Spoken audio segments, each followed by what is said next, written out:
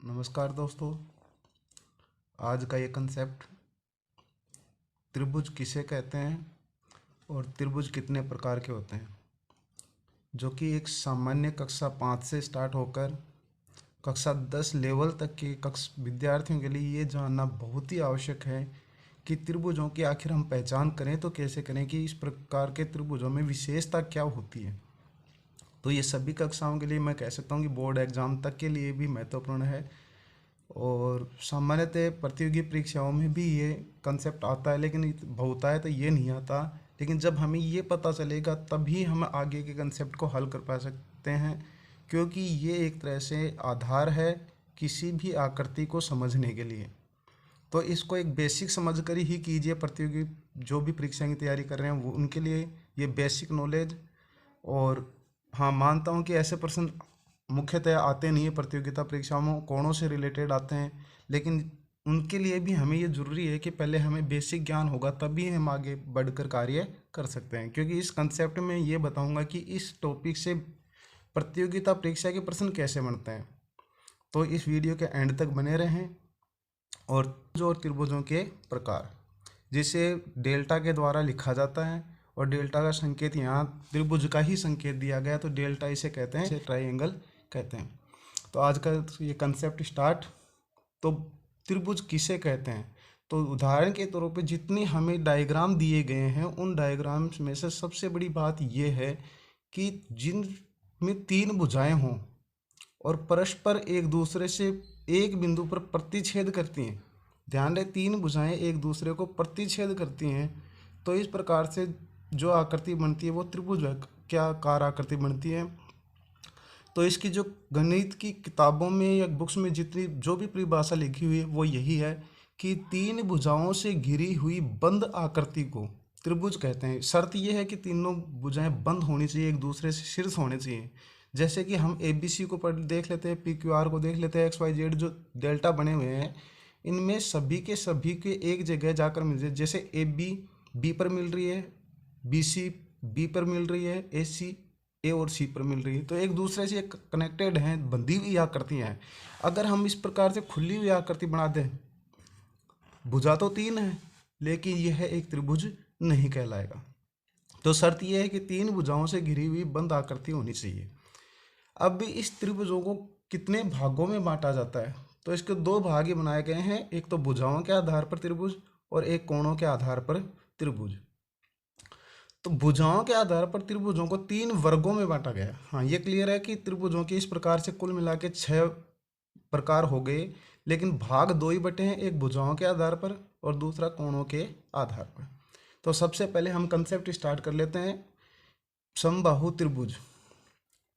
भुजाओं के आधार पर पहला जो त्रिभुज है वो होता है समबाहु त्रिभुज। सम यानी होता है हिंदी भाषा का वर्ड है, सम यानी समान, बाहु यानी भुजा। तो जिसकी सभी भुजाएं बराबर हों उसे हम समबाहु त्रिभुज कहते हैं। और यह है हमें डायग्राम में, या तो डायग्राम में कोई संकेत दिया जाएगा या फिर डायग्राम में हमें ये भुजाओं की कोई ना कोई नाप दी जाएगी। उन नाप के आधार पर हम बता सकते हैं कि त्रिभुज समबाहु है या नहीं। तो diagram number 4, L M N एक डेल्टा है। तो डेल्टा LMN, इसको लिखने का जो तरीका है वो ये है, डेल्टा LMN। लिखने का तरीका भी यही होना चाहिए कि तीनों बिंदु शीर्ष बिंदु हमें लिखने होंगे। पूर्व में हमें डेल्टा लिखा जाएगा, तो इसको हम पढ़ेंगे त्रिभुज LMN।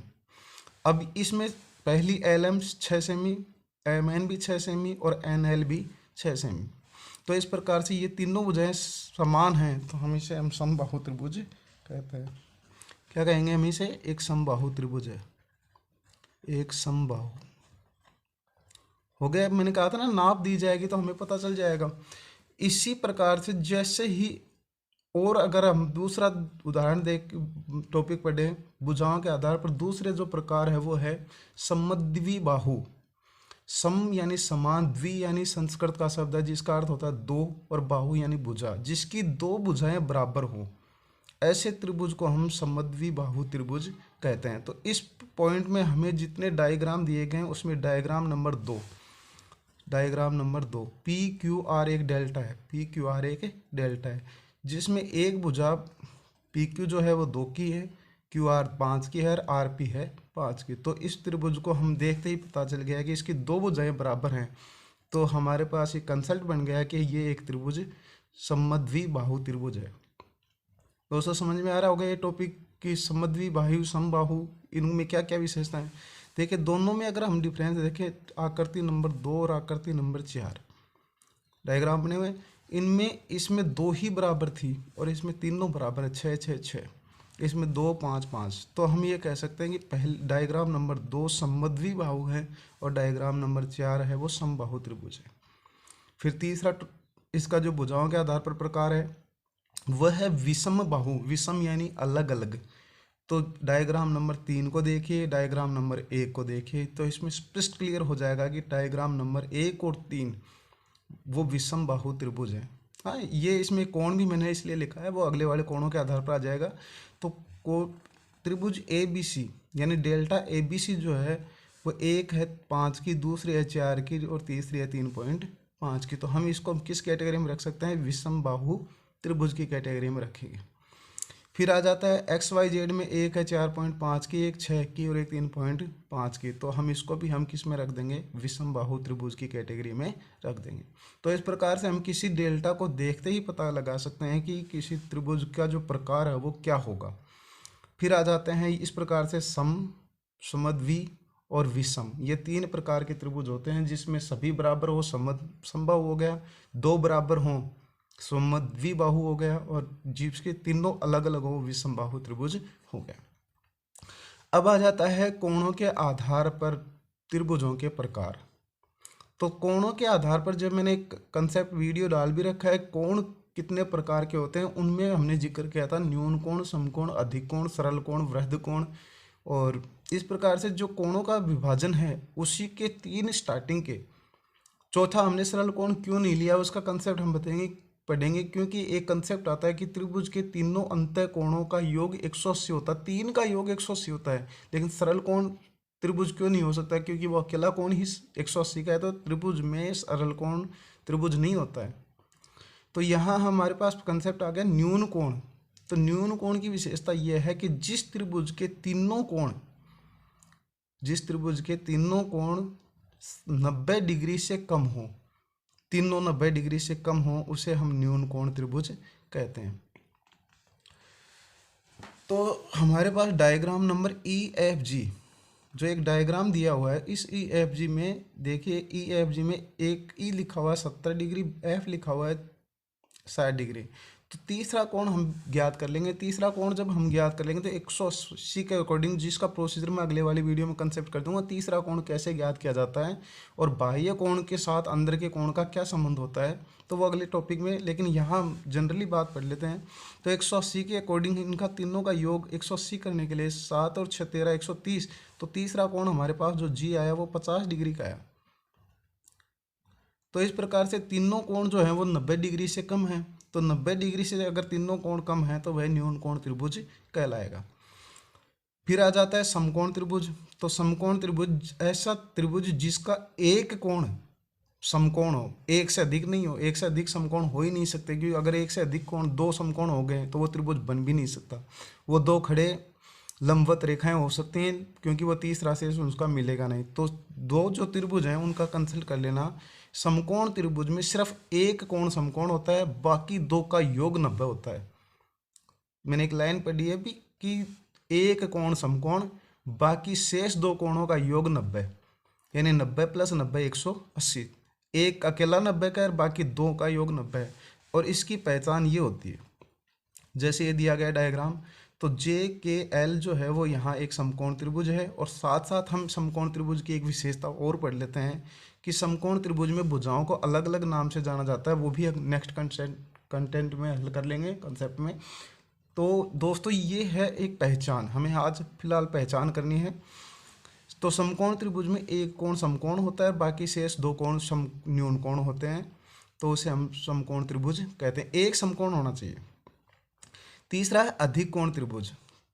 अधिक कोण त्रिभुज की विशेषता ये है कि एक कोण 90 से बड़ा होता है, शेष दोनों कोण 90 से छोटे होते हैं। जैसे कि इस चित्र में दिया गया एक्स वाई जेड में एक डायग्राम मैंने आपसे कहा था विषम बाहु है ही है, साथ में ये अधिक कोण त्रिभुज भी, क्योंकि यहाँ मैंने 110 डिग्री एक्स पे लिखा था। मैंने आपसे कहा था ना कि ये दोनों क्यों लिखे हैं, तो यहाँ दोनों कंसेप्ट क्लियर हो जाएंगे। इसे हम विषम बाहु भी कह सकते हैं और इसे हमें अधिक कोण त्रिभुज भी कह सकते हैं। अगर ऑब्जेक्टिव टाइप में कोई एक ऑप्शन हो तो वो, और अगर दोनों ऑप्शन दिए गए तो हम ये कहें विषम बाहु अधिक कोण त्रिभुज। इसके दोनों नाम हो गए विषम बाहु अधिक कोण त्रिभुज। अब दूसरी विशेषता कि समबाहु त्रिभुज जो होता है जिसकी सब तीनों भुजाएं बराबर होती हैं तो उसके तीनों कोण भी बराबर होंगे, तो वह भी एक न्यून कोण की कैटेगरी में आता है। अर्थात ये जो डायग्राम है ये समबाहु त्रिभुज है, तो ये समबाहु त्रिभुज भी न्यून कोण त्रिभुज ही होता है। तो तीनों कंसेप्ट क्लियर हो गए। अब जैसे मैंने इन आकृतियों को तो बता दिया कि ये हमारी आकृतियां 6, तो अब यहाँ जो 2 आकृतियां और दी गई हैं, नीचे और भी दिखाएंगे, नेक्स्ट आकृतियां भी दिखाएंगे, इनमें हमें मात्र संकेत दिया गया है। तो आर एस टी जो डेल्टा है उस आर एस टी में 2 भुजाओं के लिए डैश डैश लगा रखा है। इस डैश डैश का जो शर्त होती है, इसमें किसी की नाप नहीं दे रखी, किसी का कोई जिक्र नहीं कर रखा है, सिर्फ भुजाओं के ऊपर डैश डैश, और वो डैश डैश हमें संकेत देते हैं इस पे डबल डैश है, इस पे डबल डैश है, तो ये कहता है कि ये दोनों बराबर हैं, तो हम इसको कहेंगे समद्वि बाहु त्रिभुज। आकृति नंबर अगली फात में यहाँ देखिए जे आई का पहले तो लिखा हुआ ट्रिपल डॉट, ट्रिपल से काटा हुआ भुजा का संकेत है, तो हमें भुजा पर ही चलना है। तो भुजा पर लिखा हुआ इस पर 2 और इस पर 1, तो इसका मतलब ये हुआ कि ये तीनों अलग अलग हैं, तो हम इसे विषम बाहु त्रिभुज कहेंगे। आगे की जो दो डायग्राम 3 डायग्राम और बने हुए हैं, उन डायग्राम में से देख कुछ नहीं लिख रखा, ना भुजाओं पर कोई संकेत दे रखा, ना कहीं कोई और नाप लिखा हुआ, लेकिन इसकी शर्त ये रखी कि ऊपर जो बना हुआ कोण है वो एक 90 डिग्री का एंगल है, तो हम इसे एक समकोण त्रिभुज कह सकते हैं। इसे क्या कह सकते हैं? समकोण त्रिभुज। ठीक है सर। अब नेक्स्ट जो आर एस टी है, अब आर एस टी को देखिए, उसको हम क्या नाम दे सकते हैं? तो दोस्तों ध्यान से देखिए, आर एस टी में तीनों भुजाओं पर बराबर का संकेत लिखा हुआ है। जैसे आर एस टी ऊपर भी था, तो आर एस टी में उसमें सिर्फ 2 पर लिखा हुआ था, इस पर 3 पर संकेत दे रखा है कि तीनों बराबर हैं, तो हमें यहाँ क्या कह सकते हैं कि ये एक समबाहु त्रिभुज है। जैसे 4 नंबर और 9 नंबर। 10 नंबर आकृति में कहीं कुछ नहीं लिखा हुआ, ना कोणों पर संकेत दे रखा और ना भुजा पर संकेत दे रखा, तो यहाँ ही हमें प्रश्न समझ में आ जाएगा कि हमें भुजाओं पर अगर डैश डैश डैश या अलग अलग कुछ लिखा होता या नाप लिखा होता तो हम पहचान लेते, लेकिन यहाँ नहीं लिखा हुआ। तो एक ध्यान दीजिए, ये जो कोण है उसको फिर कोणों के आधार पर तय करेंगे। इनमें से देखिए कोई कोण 90 से बड़ा तो नहीं है, तो यहाँ हमें स्पष्ट रूप से दिखाई दे रहा है कि ये जो एंगल है वो 90 से बड़ा है, क्योंकि 90 का एंगल हमेशा एल के टाइप में होता है, फिक्स एल। तो ये 90 से अधिक हो गया, तो 90 से अधिक हो गया तो इसका नाम हो गया अधिक कोण त्रिभुज। तो अपना ये कंसेप्ट यहीं क्लियर होता है दोस्तों। नेक्स्ट वाले कंसेप्ट में हम हल करेंगे कि त्रिभुज के कोणों का जो संबंध होता है वो भुजाओं के साथ क्या होता है, त्रिभुज के तीनों कोणों का योग क्या होता है, और अगर 2 कोण दिए जाएं तो तीसरा कोण कैसे ज्ञात करें, और समद्विबाहु त्रिभुज में उसकी विशेषता क्या होती है, उसकी जो संकल्पना है, उसकी रचना है, उसके अकॉर्डिंग वो समबाहु त्रिभुज समद्विबाहु त्रिभुज किस प्रकार के अंदर के कोण होंगे, कौन सा कोण बड़ा होगा, कौन सा कोण छोटा होगा, तो ये नेक्स्ट कंसेप्ट में। तो दोस्तों यहाँ मैं बेसिक्स से लेकर चलता हूँ अपना ये टॉपिक, जो भी कंटेंट होता है। तो मेरा टारगेट ये मात्र नहीं है कि मैं आपको ट्रिक्स सिखा दूँ, या मात्र ट्रिक्स जहाँ होंगी प्रतियोगी परीक्षाओं के लिए ट्रिक्स भी होंगी, लेकिन बेसिक जब तक हमें नहीं आ जाता तब तक हम किसी भी पॉइंट को क्लियर नहीं कर पाते हैं। तो पहले हमें बेसिक से लेना है, तो आगे से आगे जो भी कंसेप्ट होगा वो क्लियर होता चला जाएगा। जब बेसिक नहीं है तो फिर कुछ नहीं है, क्योंकि एक मकान के लिए एक नींव होना बहुत ज़रूरी है। तो ये एक त्रिभुज अगर हम पढ़ेंगे, कभी भी त्रिभुजों का अध्ययन अगर हम करेंगे, तो हमें बेसिक होना चाहिए। तो दोस्तों आज का ये कंसेप्ट यहीं क्लियर हो। गणित से संबंधित हर समस्या का समाधान मिलेगा, हर कंटेंट का हल मिलेगा, हर टाइप के क्वेश्चन होंगे, रेखा गणित भी होगी, अंक गणित भी होगी, बीज गणित भी होगी, सांख्यिकी भी होगी, प्रायिकता जैसे भी पॉइंट होंगे। तो यहाँ मेरा जो चैनल है वो मुख्यतः गणित से ही अध्ययन है मोस्टली। आप लाइक करें, सब्सक्राइब करें और बेल आइकन बटन को प्रेस करें, ऑल को सिलेक्ट करें, ताकि मेरा हर वीडियो जैसे ही मैं अपलोड करूं आपके पास सबसे पहले पहुंचे। मैं इस वीडियो के डिस्क्रिप्शन में रेखा गणित के रेखा के प्रकार, कोणों के संबंध, उनका डिस्क्रिप्शन भी इस लिंक में दे रहा हूं। धन्यवाद। जय हिंद।